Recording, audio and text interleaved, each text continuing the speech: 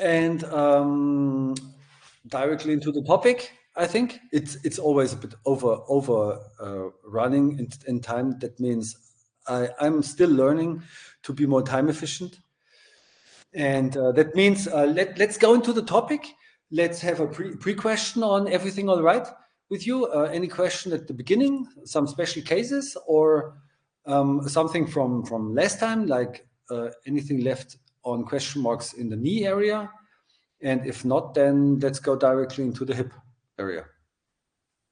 I was writing knee, but I corrected it as hip. It was not clear to me that I wrote knee and it's hip today. So that's okay for you, Sylvia? You're right on the spot. You're also interested in the hip. The same with you, Ivan? Yes. Okay. Okay, then let's go through this procedure of MSP in the hip area. So you can participate if you like. Yeah, we do it as practical orientated as possible. So that means I see Sylvia's foam roll back there. She's got everything with her, or it looks like a foam roll. Hi, Alistair. Hello. Hi. So okay, today topic of hip MSP and the notion that we are going for some practice, combining practice and theory. That means if you have a foam roll or something like this, take it and follow me in the most important areas that are necessary for the hip improvement or restoration. One thing that is important for me, I'm working with so much text stuff, and sometimes things get in my mind, and sometimes they disappear again. And I'm not that sure if you are aware or if it's written somewhere that when we talk about joints, like this MSP is mostly related to the joint, because this is the most important area.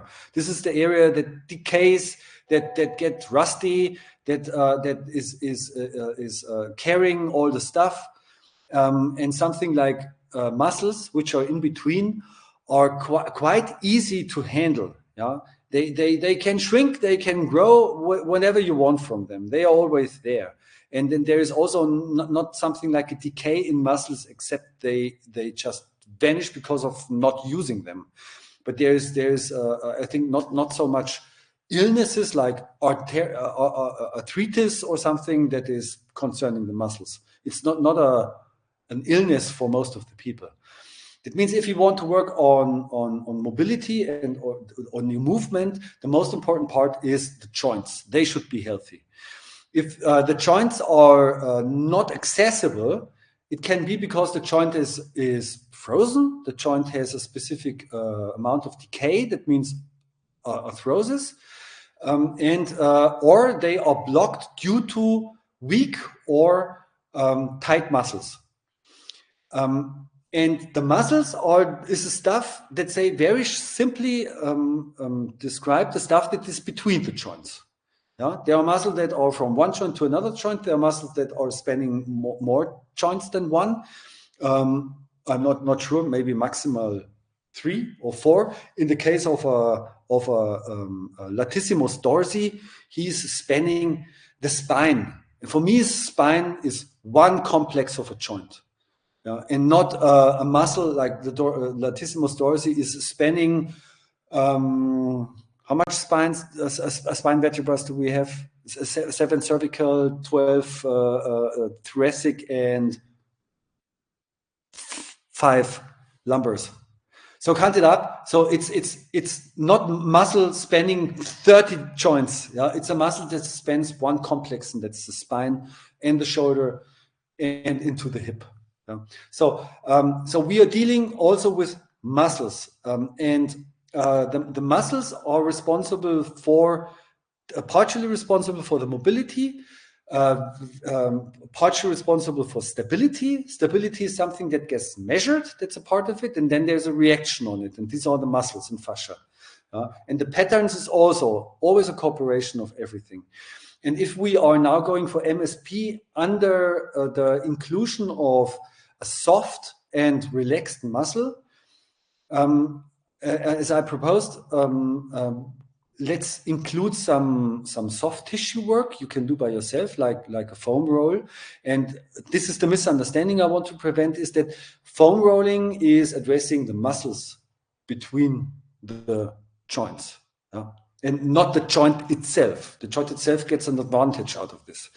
Okay, so it's all a bit of interrelated and not so easily like 1 + 1 is 2. Yeah, 1 + 1 is less or more than 2 in a natural world. Okay, we are not in mathematics, but in the real world with all the other possibilities. Good. Okay, so let's start. The foam roll out of the wardrobe, and so the most important stuff is hip inside here, the direct muscles that are joining into the hip. So we have the front, we have the sides, which is mostly here fascia tissue. The muscles that are getting into the fascia tissue are more in the glutes. We have the inside, which is also a lot of different muscles, a lot of fascia, and the backside, which is normally not the big problem in tightness.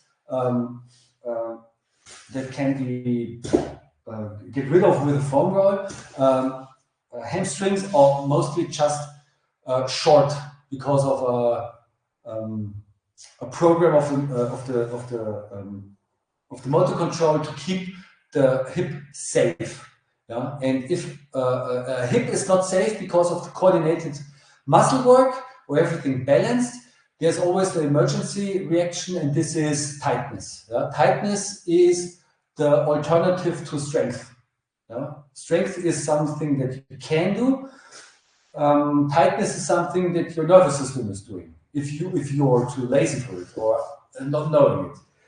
So okay, but just for the whole picture, you could go for foam rolling the hamstrings.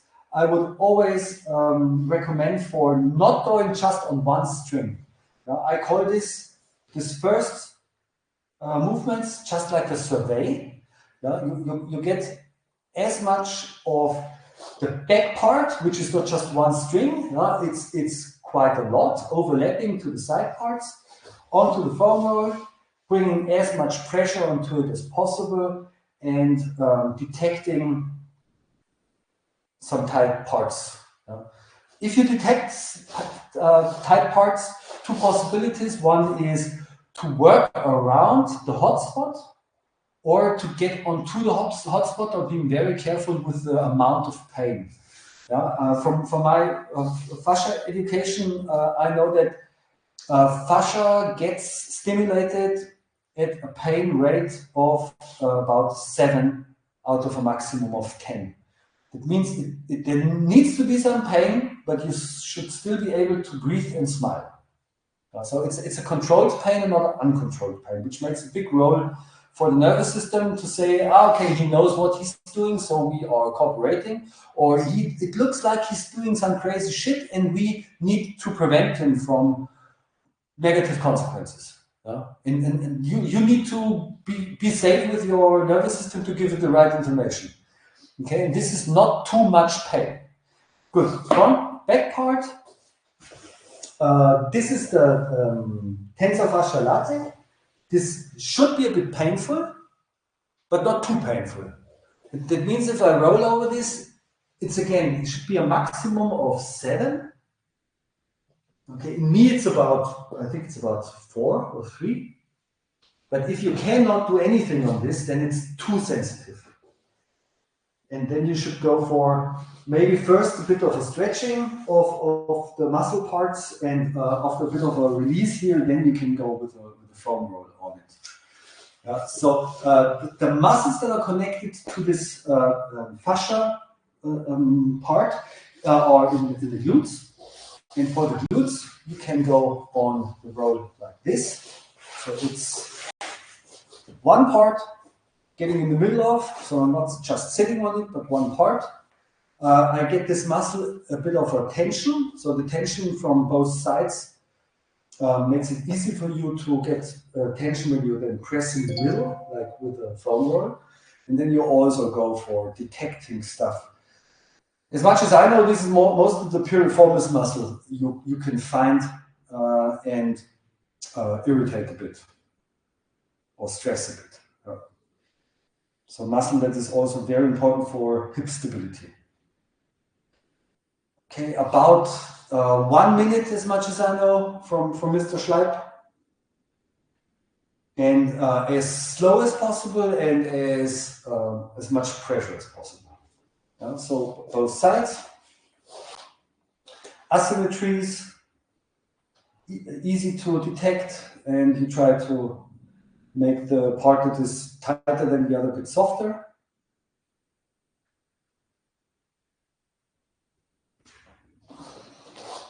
Okay. I think I'm not completely going through all these parts. It's more like a short demonstration of the exercise itself. So what's missing is the inside. So that's the adductors. What is interesting here is that for most people, the most painful part is the part that's close to the knee. You can try it, and also the one that is very close to the hip. That means also, and if you have ever maybe observed yourself when you do some movements, that if I move my knee, for example, the first part that is activated from the muscles that move the knee are the muscles that are close to the movement.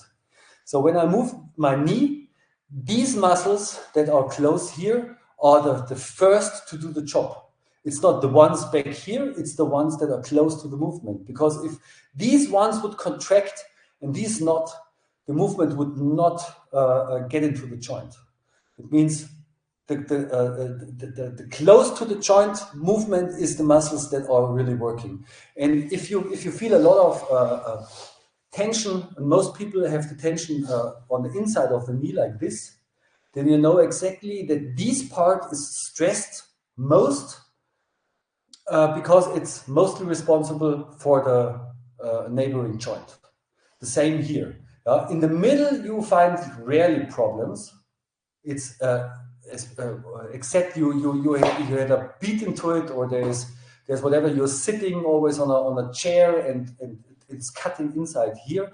But for normal movement, it's the parts that are close to the joint that work most and needs a bit more time to get soft again.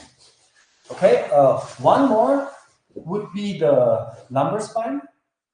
For the lumbar spine, it's a bit difficult. You have the two biting muscles here, the erector spinae, and you need to go on one side of it. So you don't go directly onto the spine. So the spine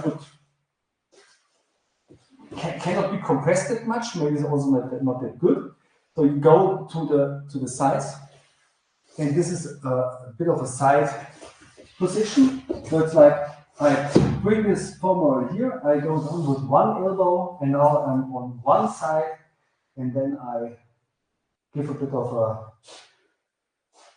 softness inside through just rolling over one erector spinae.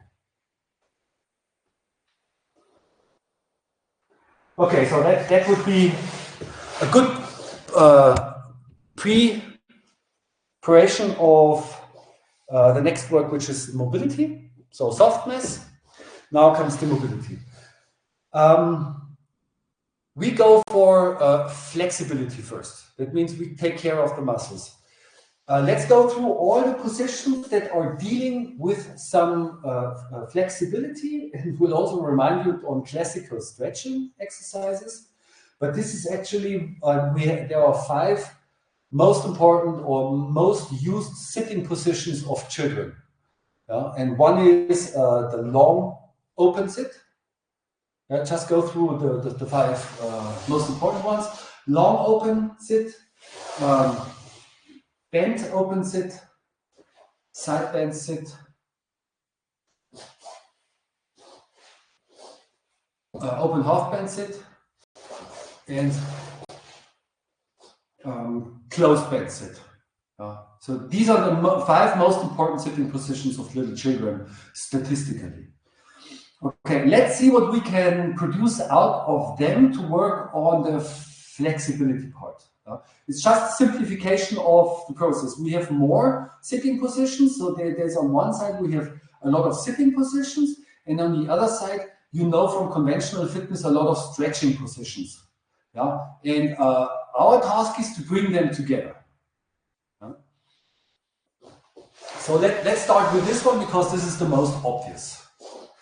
It's not a flexibility exercise in little children. They can just sit like this because they have this unlimited hip mobility, and this allows them to bring the hip into a position where your center of gravity is over your base of support center, while the rest of your body is aligned.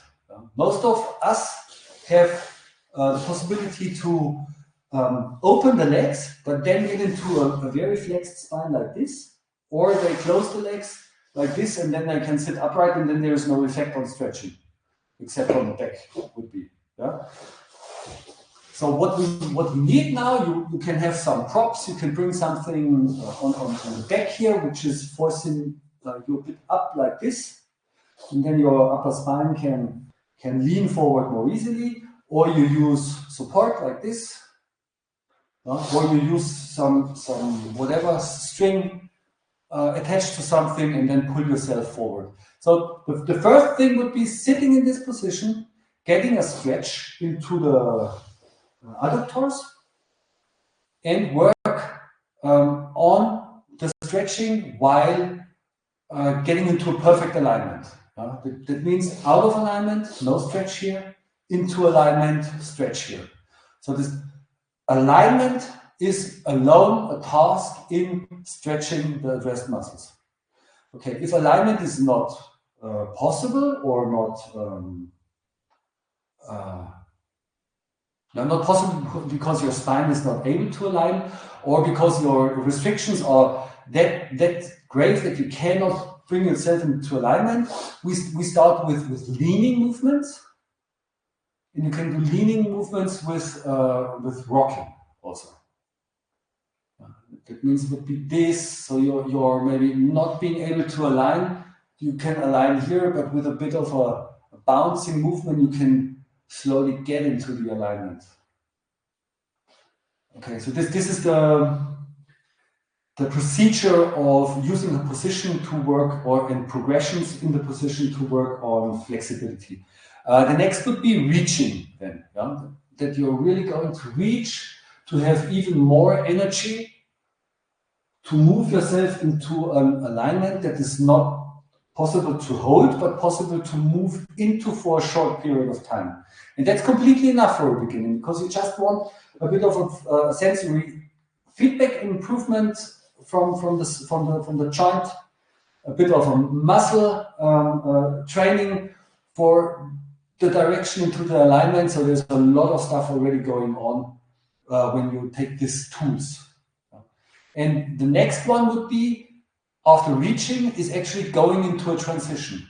For example, if I would like to stretch my adductors, and I would like to increase it by a transition, I would use so this would be the direction. I could really just use my hands to get more into this direction. And I get an increase in the intensity of the adductors.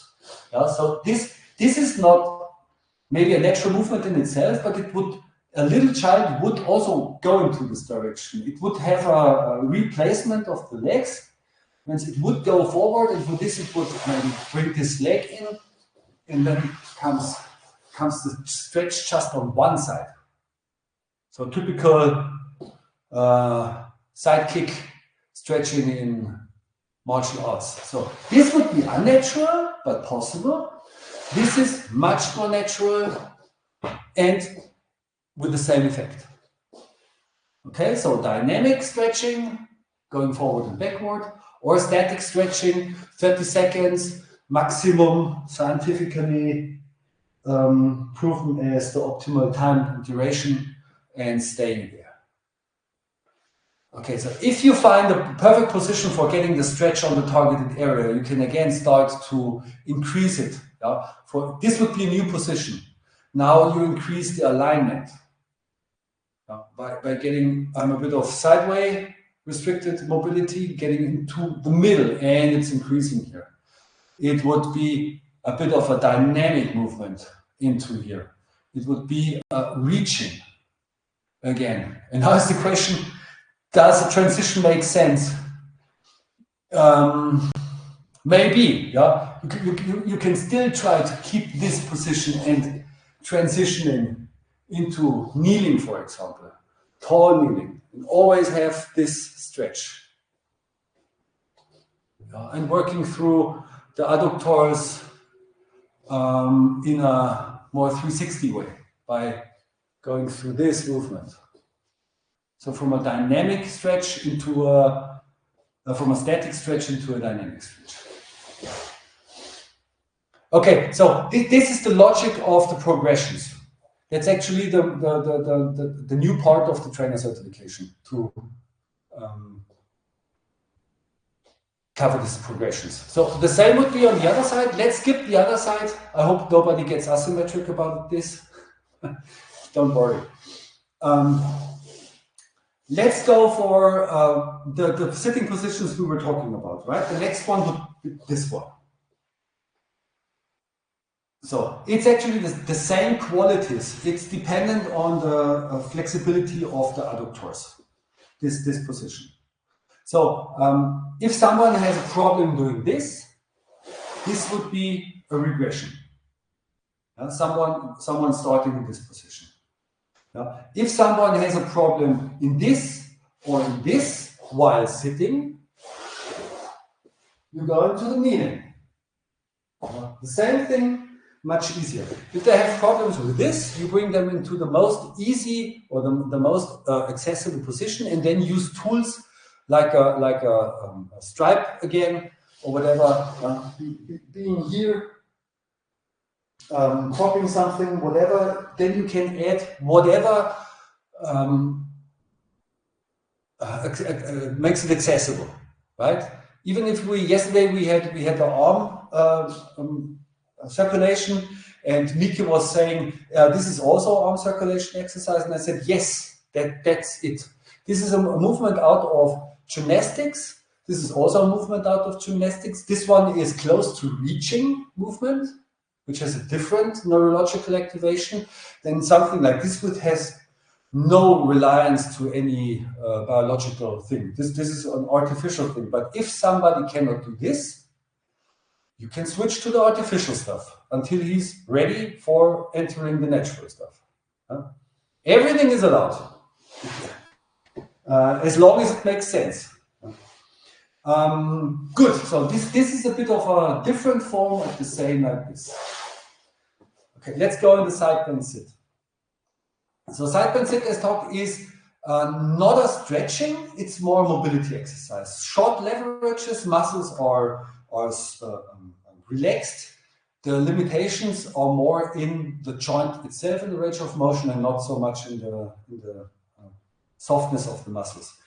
But we go for stretching exercises in this position. Yeah? So quick overview, the elbow supported, reaching is stretching the front part. Yeah? The extended side bend sit, reaching forward into this direction, is stretching the glute part, which is responsible for the iliotibial band. Right, so it's this exercise. Right, and the last one for the stretching exercises would be the hamstrings, and the hamstrings are actually part of this position. So if I'm going for one side and reaching forward, you've got the hamstrings. So this position is covering two hip mobility relevant muscles, and this position is covering two of hip mobility relevant muscles, and then we have all four. Okay, so the other positions like this one and this one, they are mobility prone exercises. There's not so easy to make a stretching out of it. It's possible, yeah. If you go, I don't know whether is it yoga, yeah. But if you do this position, for example, then you have definitely a stretching exercise out of this. Yeah? And this one has actually just mobility qualities. Everything you're doing out of this position is not that much of a stretching effect. Not necessary. It's covered in others. So if you can take two of the most important sitting positions for the softness, flexibility, stretching part, and two exercises that are almost covering all of the mobility things of knee, hips, ankles, and the hips. Yeah? Okay, then we go for the mobility part. Already addressed. We have the open half band sit. If you are stretched your adductors a lot, then through this movement you could access actually more the hips. So that means due to the bent joints, the muscles are shorter and relaxed, and you could go then more. You're skipping them and get more into the joint. It means this movement is a hip mobility exercise. More, let's say 80% mobility, 20% stretching. Right? Of the inside of the joint. The other side, let's skip this. We have the back side of the hip mobilized. Let's go to first this exercise. So we are in the knee hand position, and through the wide knees and working forward and backward. So this exercise, it can be a prone hand press up into a knee hand position, into actually a very open kneeling, basic kneeling. This is working on hip mobility. Not so much on stretching. For me, as said, in my niveau, I cannot get any stretch out of this. It just mobilizes my hip joint. If somebody is very shortened in muscles or very tight in muscles, this could also cover more the stretching part. This is individually. It's dependent on your conditional precondition. Okay, so from here, Alistair was already working. We are bringing the hip bone in a overextension. It means you may have a stretching feeling in the front again, but also you are bringing the hip bone to the back, or it's getting blocked on the back of its range of motion. Yeah. And you can bring it through the joint, the hip joint, in a 360 through this rotation.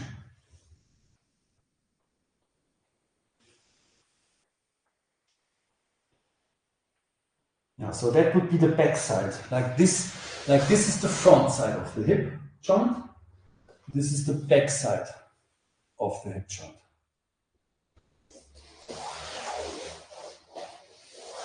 Yeah, these are the outsides of the hip joint in this, again, like we did before, as well as these are the outsides of the hip joint we are working into.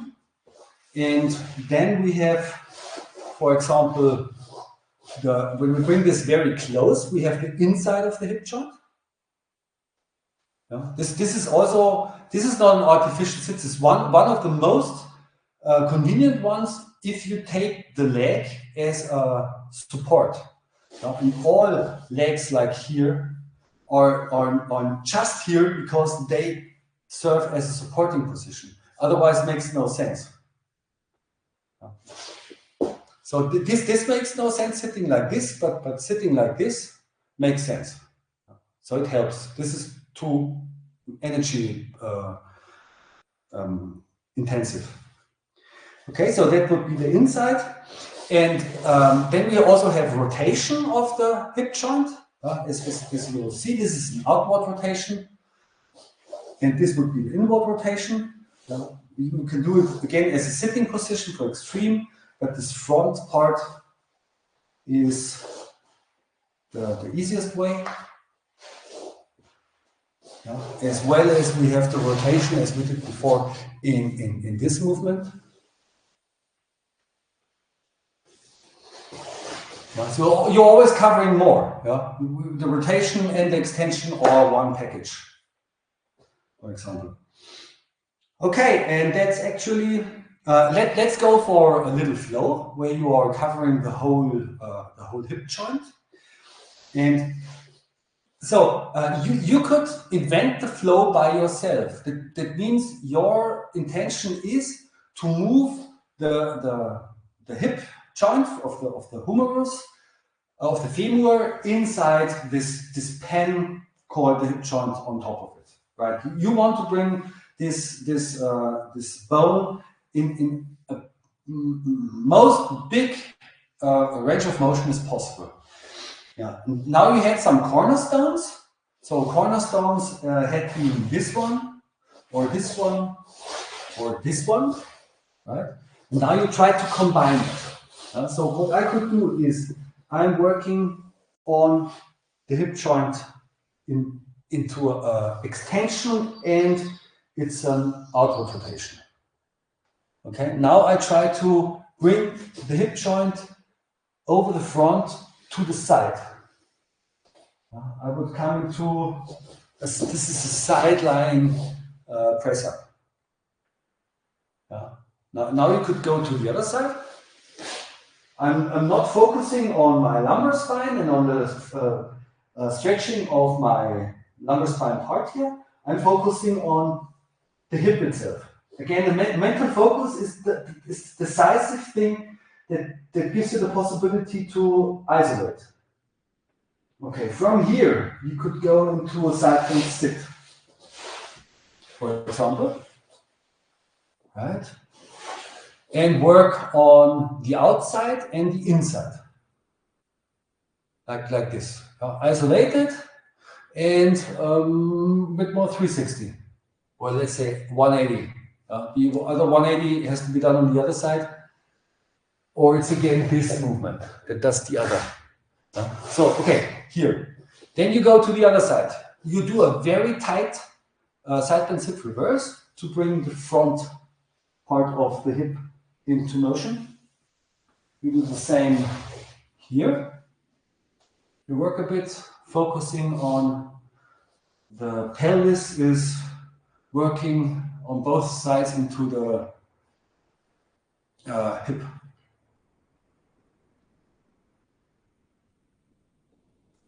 Right, and from here, you again you start rotating and getting into the side and into the overextension like this. From here, you can go back into this knee hand position. You can come to the front again. You can reverse the whole sequence. Side bend sit. You could switch from side bend sitting to this closed bend sit by bringing the back leg underneath out to the other side, on the outside, and being here. Right, doing the same on the other side, in the side bend sit. So it doesn't matter whether there is a specific order in it. It just matters that you are addressing the stuff you want to address. It can be just one exercise or just one part of the joint, and then you get all the movements or positions that are addressing part of the joint, or it's the whole joint, and then you can choose between 5, 6, 7 exercises, just doing a little flow, and have a very interesting hip mobility exercise. Integrating breathing, soften yourself, and access even more range of motion. Okay, so this would be the mobility aspect. Let's go for the stability effect. So stability had the intention to access areas of the joint which actually carry sensors in it, and you make the sensors accessible, or you wake them up again to give you feedback about the position of the joint, of the bone in the joint. So that is educating your kinesthetic sense in more input and more information about where your joints are at a specific moment. Yeah. So this sensory input is important for motor control, that your motor control starts to control the movement. When it knows, this sensor is quite close to the edge of control, we have to stop here, otherwise the system gets out of control. This is why we need more sensory input to be more precise in the feedback of where we move, what we move, and how we move. So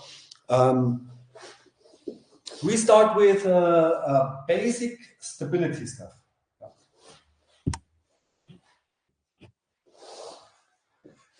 So the hip is a very mobile joint. That means it also has a big job in dealing with stability, because this unbelievable big range of motion needs also to be controlled. So let's start with stability in all possible positions. So without any pattern, now we don't talk about patterns, we just talk about stability. That means we are working into the hip hinge in front.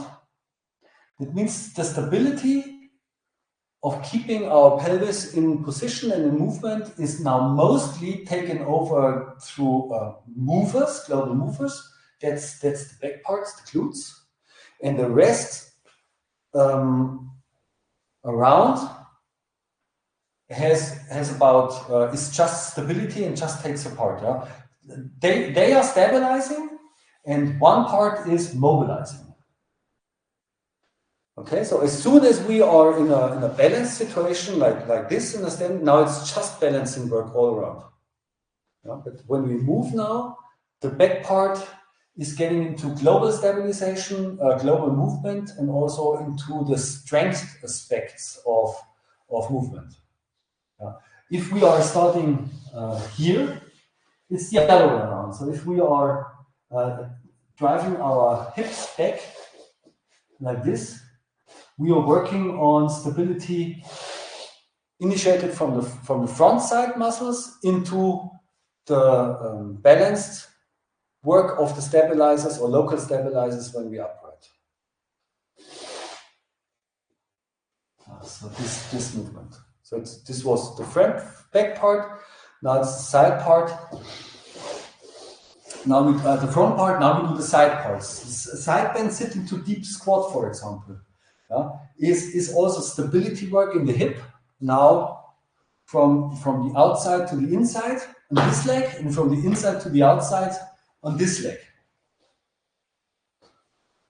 When we are here in the squat itself, it's again cooperative 360 stability work, just out of alignment, different than here. Stability in a aligned position, whole body alignment, stability just in the pelvic area. So if stability and mobility are lacking, you take your helping hands. If they are well prepared, you can do it without. Good. Okay, so this is just a glimpse into possibilities, but important to understand how you can find exercises by analyzing your purpose. Good, so the higher we bring our center of gravity, the more stability is needed. So we have been quite low. That means it's a quite compensation-free work on stability. If this is established, we go one level higher, so from sitting to kneeling. and now we are working on a higher level. So what we can do, again, we use the other leg as the leverage that is influencing the work of the stabilizing leg. It means if we are just stepping out like forward, like this, we have pure stability in this part, and we have stability into movement on this part. So these are our global movers. And as soon as this leg is touching the ground and you shift a bit of weight on it, it's starting to get it again into the direction of local stabilizers. Local stabilizers and global movers on this side. Local stabilizers. Local stabilizers, global movers, local stabilizers. In the uninteresting leg, this is the interesting leg. He has to work most, but we have here local stabilizers, and then comes the global stabilizers in. Global stabilizers are with the local stabilizers working on stability of the stance leg and make this movement possible and happen. So very simple to now get this again in a 360 direction would be stepping out in different directions. So I would step out directly into this position. Directly 90 degrees. Now you can start to play, again differentiating. 45 degrees, 90 degrees, 135 degrees. Then the mobility is maybe at its edge. The same on this side. Forward, 45, 90, 135. So with this exercise, the aligned stability of the hip, the whole body alignment, mobility, stability of the hip is actually challenged in all the areas. Next one would be in standing. So we have the same possibilities in standing. If we stand, we can we work with lunges. That means if we step forward without going down. This would be just more global stabilizers and local stabilizers. Now, if I'm now going down, then comes the global movers. That's the big muscles that have to do the job. So global movers are the working muscles for big movements. Local stabilizers and global stabilizers are more the ones that are working in static positions or very slow positions. Okay, the same here. So you can step out to the side. You can step to the back. So again, very simple, already popular as lunges. I think it's star lunges called, if you combine those. So this again seems like a fitness exercise, but we are interpreting it different, right? It's from a tall kneeling position, tall half kneeling position into an upright stance. And this movement gets in different directions. Okay, integrated into the highest position would be, there's pure stability, would be single leg stance, with all the stuff being competent in single leg stance, imitating the beginner or the emergency situation. So this would be getting after mobilizing this joint. It would not make that much sense to then just stand upright and balancing on one leg, because the mobility then is we did before is not integrated into the movement. It means if you increase the mobility, then also give the stability give the stability more range of motion to wake up and do its job, not just in the perfect position, aligned position, but also in non-aligned position. And this would be the counterbalancing stuff. That you really, you can do this very slow by, we have this possibility to reach very controlled into different directions. Yeah. Again, dragon squat direction. Yeah. And then you can also start swinging to make the reaction time or the stability work more complicated. Right, this would be a figure 8, or you can swing the leg in front. So again, a lot of known fitness exercises with a new purpose. It's not just a warm-up, it's a precise stability exercise with a range of motion. Yeah. So now we're going into the skills. The next step would be skills. For example, walking with the stuff of stepping on top of something, stepping down, stepping under. So these movements, like stepping under, are already combining flexibility with mobility and stability. So the higher the skill is, or the more complex the skill is, the more of the conditional factors you will find as ingredients. And that's a big differentiation between ground movements, where you can isolate quite easily, and then the higher movement, where everything is getting more complex, integrated, and all at once. That's also the reason that if you are on a niveau like movement level 3, for example, the mobility stuff is already integrated in the skills. That means you don't have to find extra times for special mobility work, because they are already integrated in the skills. Yeah, that's a quite convenient thing, and it also makes sense. Yeah, because the stuff we develop in the child's time does not get completely lost or redundant. It's getting integrated in the stuff that we are used to do as grown-ups in a natural environment, by moving through the environment, and also by resting again and sitting on the ground. Everything was packaged in a different usage of yourself in a new environment. First, you were just on the ground and crawling around a bit, and had the possibility that everything evolves and adapts and gets stronger.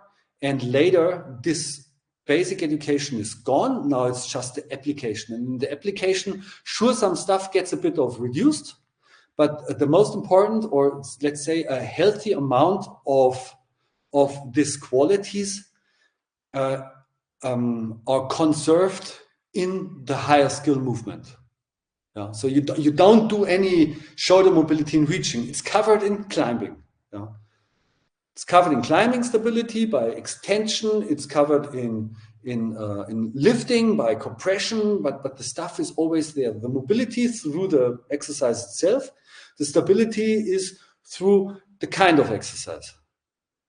And the patterns are the stuff that carries the mobility and stability into higher applications. So the patterns are actually the essence that is carrying the stuff that was learned on the ground into the higher skills, and always keeps the qualities alive. Yeah. Okay, and that's the word of pattern. Yeah. There is actually just one major pattern in the hip, and that's the hip hinge. It's one of the most important, and there's actually not much more to get out of the hip.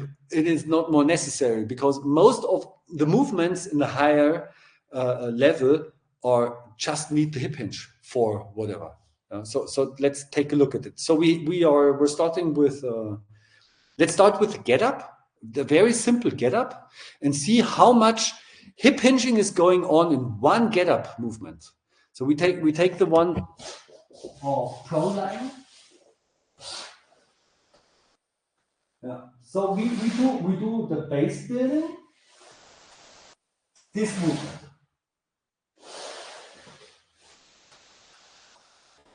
So it's not a classical hip hinge, but there is the pattern of the hip hinge already in it. That means the tucking of the knee, the extension of the leg.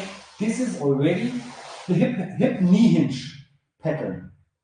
Just not loaded, just for bringing your points of support to the proper place. So we are here. In the crawling, we have permanent hip hinges.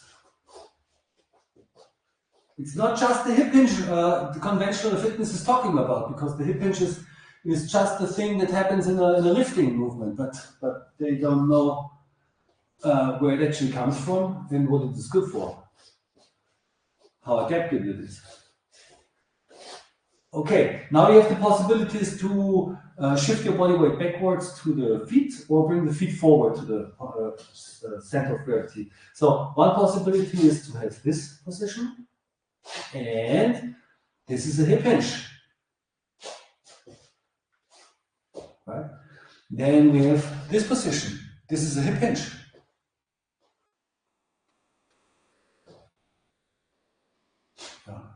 Then we may stand up now.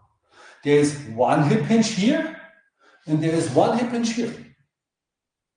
There's a full hip hinge here, and there is a little hip hinge here.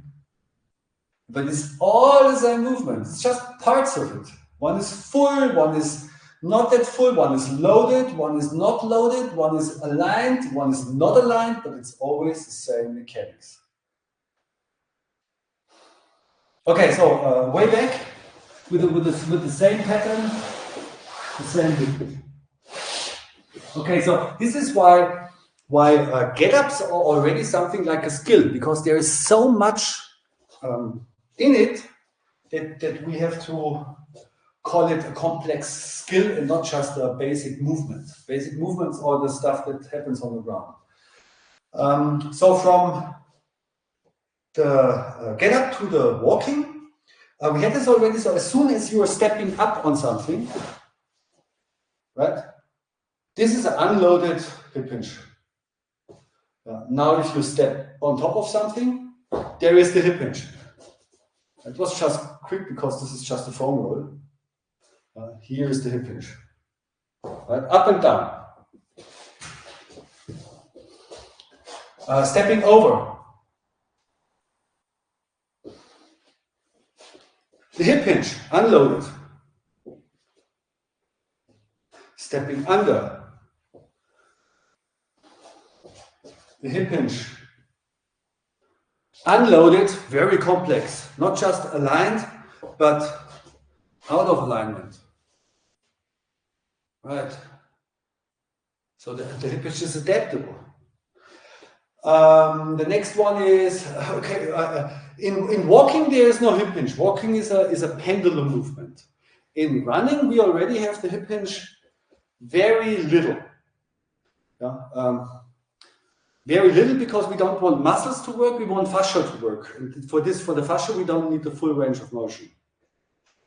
We have what would be the next? The lifting and the throwing and catching is the same, right? So we have frontal swing, throw and catch as the same as a deadlift. We have the push press, throw and catch, the same hip hinge. One side swing, throw and catch, no hip hinge. Upright. It's always a matter of where do my center of gravity has to go. If it stays at the same level, no hip hinge necessary. If I have to go up and down, hip hinge necessary. No other way. Okay, lifting possibilities also in tall half kneeling. We had this in the get-up. So this get-up movements are already great for 360 hip hinge movement. Lifting in tall half kneeling. Lifting, lapping, packing it on the lower arms, hip hinging to stand up. 2 hip hinges, 3 hip hinges, 4 hip hinges, 5 hip hinges, 6 hip hinges. Okay, so lifting, jumping,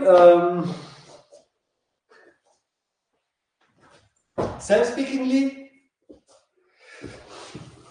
and even in climbing is a hip hinge.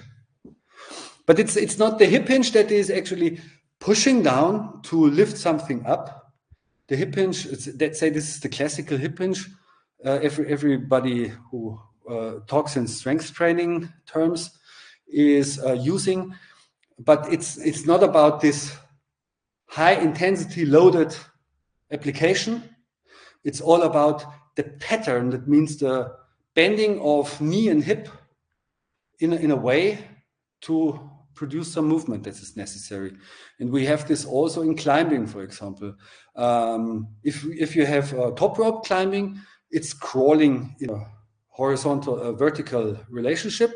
There's lifting of a leg to find a higher point of support, pushing off from this, two hip hinges. One, let's say, is a passive hip hinge if you just lift the leg, and the other one is an active hip hinge when you press yourself up from this point of support. Also in higher climbing movements, in movement style like pop up, like power up, like actually every pull up, you always have a knee tuck in it, which is again a passive hip hinge. And you notice while what is a natural climbing movement? Is a natural climbing movement a movement where you hang and you pull up just from your hands and trying to stay as relaxed in the whole body, or is a natural climbing movement something different? Does it makes sense if you would climb up to just pull yourself up with the arms? Is this a natural reaction? As a question. I would say not. Good, I would say it's you move and you take a swing and then you can come up. Right. It's more natural. Right. It means your body don't want you to isolate stuff if there are parts of your body who are perfectly programmed evolutionary for help. For a cooperative, we all together climb and not just letting these guys here suffer and taking all the stuff. It's always a cooperation. And the nicest reflection of this is if you tell somebody to do as much as possible pull-ups, he may start with a pull-up he learned in a fitness studio because he was sitting on a cable machine and was pulling down with the arms. The rest of the body is complete out of the game. The capital of a core is always there. It means there is no cooperative work for a practical application of this movement. And if you now take this same guy on a bar and tell him now do pull-ups, the first thing he will do is he will engage everything he has to do is pull-up. If you tell this guy, don't tuck your knees, try to be as relaxed as possible in your whole body. Okay, then he can do 2, 3, 4 pull-ups in this thing. And if he starts to get tired, and you say, do some more, then the nature comes in, the cooperative thing. There will become a bit of a swing. There will be the urge of the knees to come up to lift the center of gravity by momentum. Saves a lot of energy, makes a much higher performance, and is much safer with your shoulder and for everything because of the knee tuck, which is actually a passive hip hinge, which is actually a cooperative task of your body to move upwards. So even in climbing, your body is striving for the cooperation of lower extremities to help the upper extremities, and actually everything is the same story. Standing up from the ground is the stronger muscles bring the upper body up, and for this, with the long leverages and whatever muscles situations, there needs to be a pattern that can take this very, very competent, because this can happen hundreds of times in a day. This can happen on a super heavy load. This can happen about of emergency, falling down or standing up. There needs to be a pattern to take all the hard stuff without any efficient, without any risk of injury, with a lot of performance and with safety, because it's made for it. Yeah. So the hip hinge can be trained in 100 different possibilities. Loaded, unloaded, active, passive. And for everybody that has a problem with a hip hinge, you have 100 possibilities to collect him, to take him where he is. Even if you are the one who is pressing against his hand, his leg in a lying position, and do like a physiotherapist who is treating a hip replacement by moving this movement actively with his hand. Everything is fine, as long as it makes sense. If this person is able to do the movement by himself, throw the therapist out and take the stuff in your own hands and go on with your own therapy, and don't stop it there where the person left the door. Yeah. Okay. That's point landing. And did it make sense? Does it make more clear that, again, I would like to say this, we cannot explain everything which is going on in the natural ground movement stuff. It's, again, too complex, but there are clear cornerstones of logic and